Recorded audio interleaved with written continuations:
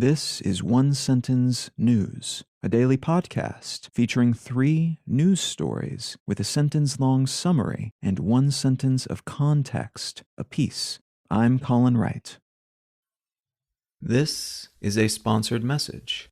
Recently, I started using Anchor as my podcast host. Anchor offers benefits that most other hosts do not. It's free to use, but it also has a collection of tools that allow you to create a podcast completely within the Anchor website or smartphone app. They distribute your show to Apple Podcasts, Spotify, and all the other distribution channels without any additional effort on your part. And you can make money from your podcast without any minimum audience size. So you can use it as a more traditional podcast host like I do, but it's also got everything you need to start a podcast from scratch in one place. If you're keen to give it a shot, download the free Anchor app or go to anchor.fm to get started.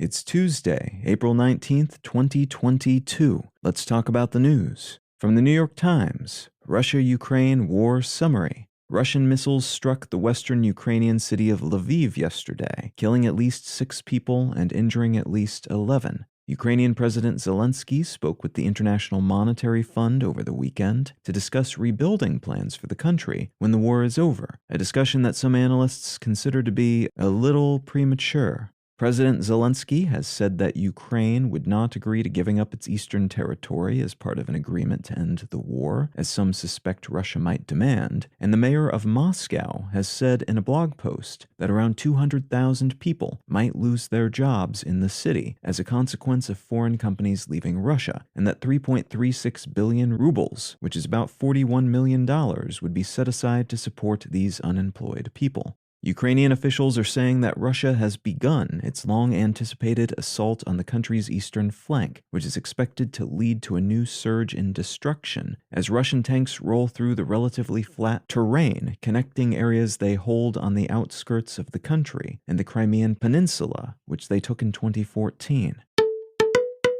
From the Wall Street Journal, shooting at Pittsburgh Airbnb party leaves 2 dead, 8 wounded. Police believe at least 2 shooters were involved in a shooting at an Airbnb-based party in Pittsburgh that left 2 dead and 8 people wounded. Over 90 rounds were fired into a crowd of around 200 people, many of them underage, according to local police, who have yet to identify any suspects. This was just one of 4 major mass shootings around the U.S. over Easter weekend, including one in Portland, Oregon, that left 1 person dead and 3 minors injured, and 2 separate shootings in South Carolina that left around 20 people injured between them. And from BBC News, dozens arrested at Sweden riots sparked by planned Quran burnings. More than 40 people have been arrested in the wake of protests that led to violent clashes between police and protesters, and a fair bit of looting in several Swedish cities over the weekend.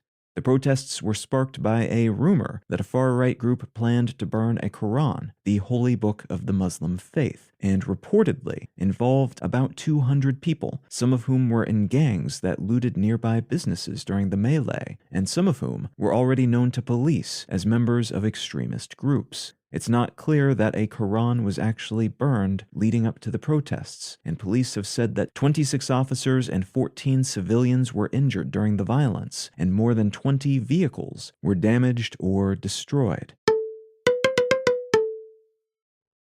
If you're finding some value in One Sentence News, consider leaving a quick review wherever you get your podcasts and/or sharing the show with a friend. You can find out more about this show or subscribe to the email version at onesentencenews.com, and you can support this and other related projects, like the Let's Know Things and Brain Lenses podcasts at understandery.com.